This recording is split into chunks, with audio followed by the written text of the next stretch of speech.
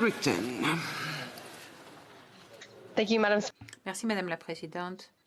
Le 23 octobre, j'ai demandé quand le gouvernement allait mettre en œuvre des normes nationales pour les soins de longue durée. J'ai été heureuse de la réponse de la secrétaire parlementaire ou du secrétaire parlementaire et j'ai hâte qu'ils nous en disent plus à ce sujet. Mais d'abord, j'aimerais prendre un moment pour souligner la gravité de la situation à laquelle sont confrontés les travailleurs, les résidents des centres de soins de longue durée. Je parle ici en tant que Canadienne, en tant que néo-brunswickoise, à titre de petite fille, mais aussi d'être humain. La COVID-19 nous a demandé de faire face à de vilaines vérités sur notre société, des vérités que nous connaissions, dont nous connaissions l'existence, mais que nous étions heureux d'ignorer jusqu'à ce que malheureusement ce soit trop tard.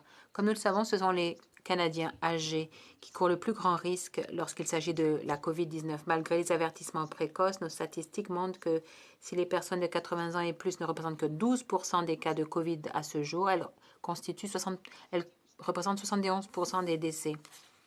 Alors que seulement 15% des cas de COVID ont été enregistrés dans les établissements de soins de longue durée, ils représentent toujours 77% de tous les décès par la COVID. Nous savons que les personnes âgées vivant dans les établissements, dont 2 tiers sont des femmes, sont très vulnérables. Malheureusement, les personnes âgées chargées de les soigner et de les protéger sont également vulnérables. Un rapport récent a démontré que jusqu'à 90% des soins directs aux résidents sont fournis par des aidants naturels, des travailleurs de soutien personnel. Souvent, c'est des femmes issues de groupes racialisés, marginalisés et des nouvelles arrivantes.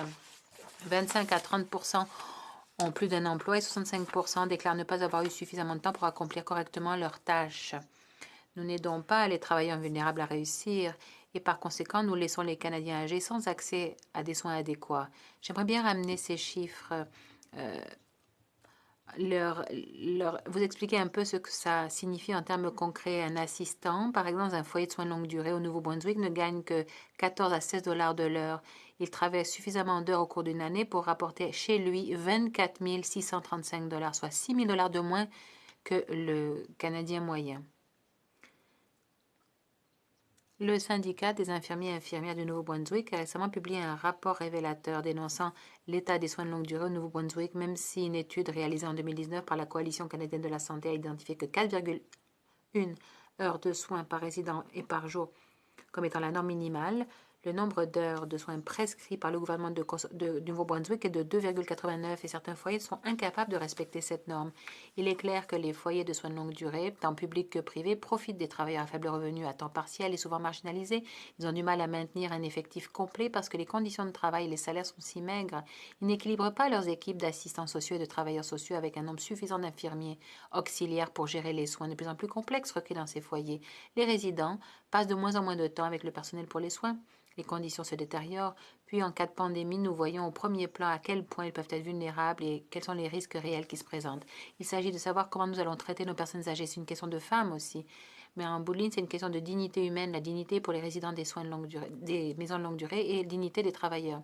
J'ai utilisé les points cités par plusieurs organismes, mais bon nombre de ces groupes ont explicitement demandé la mise en œuvre de normes nationales. Le 26 octobre, j'ai ajouté ma voix à celle de la Coalition canadienne de la santé, de la Société royale du Canada et du Conseil des Canadiens, entre autres. Le secrétaire parlementaire m'a confirmé ce jour-là que le gouvernement allait travailler avec les provinces et les territoires pour établir des normes nationales pour les soins de longue durée. Peut-il nous dire quels sont ces efforts? Le secrétaire parlementaire du ministre de la Santé.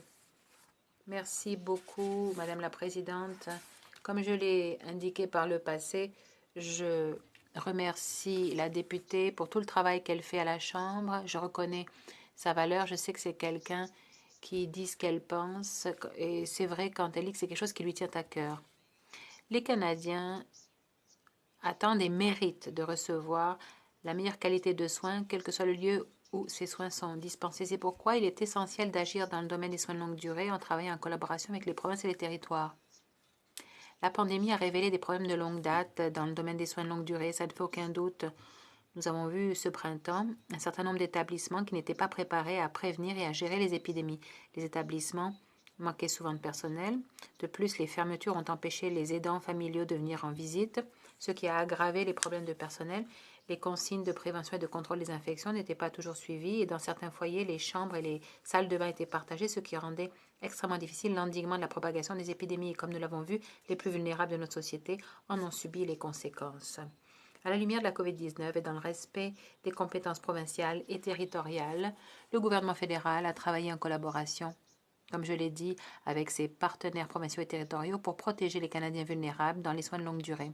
Au printemps, les membres des forces armées canadiennes ont été déployés dans les établissements de soins de longue durée pour aider les établissements qui éprouvent le plus de difficultés à contrôler la propagation de la COVID-19. Pendant la reprise actuelle, ou la résurgence actuelle, nous avons travaillé avec la Croix-Rouge pour soutenir les provinces et territoires confrontés à des épidémies. Plus de 3 milliards de dollars de financement fédéral ont été accordés aux provinces et territoires pour fournir un complément de salaire pour les travailleurs essentiels à faible revenu, ce qui inclut les travailleurs de première ligne dans les établissements de longue durée. En outre, les accords de relance sécuritaire ont été conclus, ce qui comprend 19 milliards de dollars d'investissements fédéraux pour aider les provinces et les territoires à relancer l'économie tout en rendant le Canada plus résistant aux vagues du virus.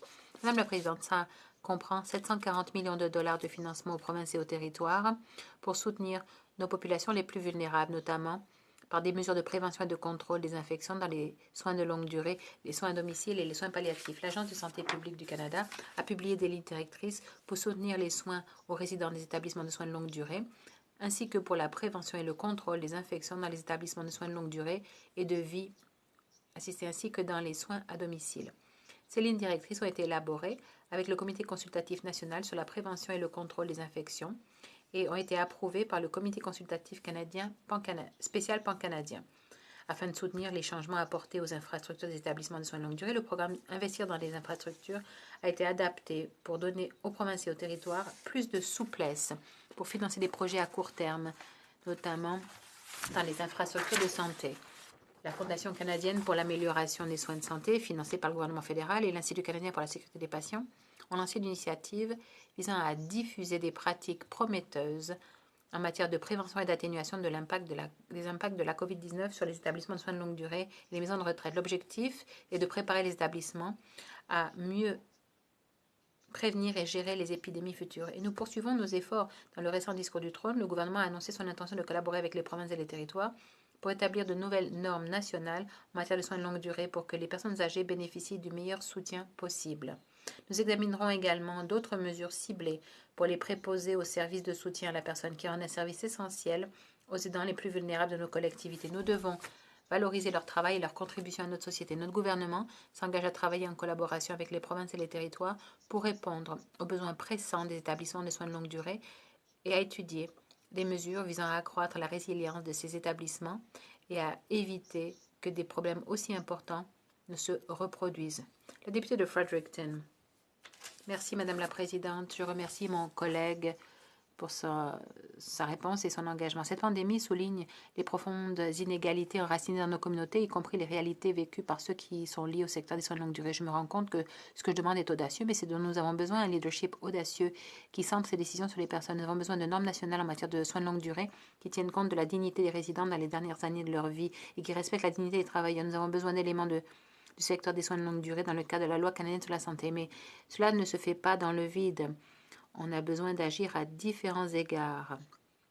Notamment, il faut donner aux personnes âgées accès au logement, à la nourriture et aux médicaments essentiels. Personne ne doit être obligé de compromettre les médicaments essentiels ou simplement juste pour joindre les deux bouts et pour manger.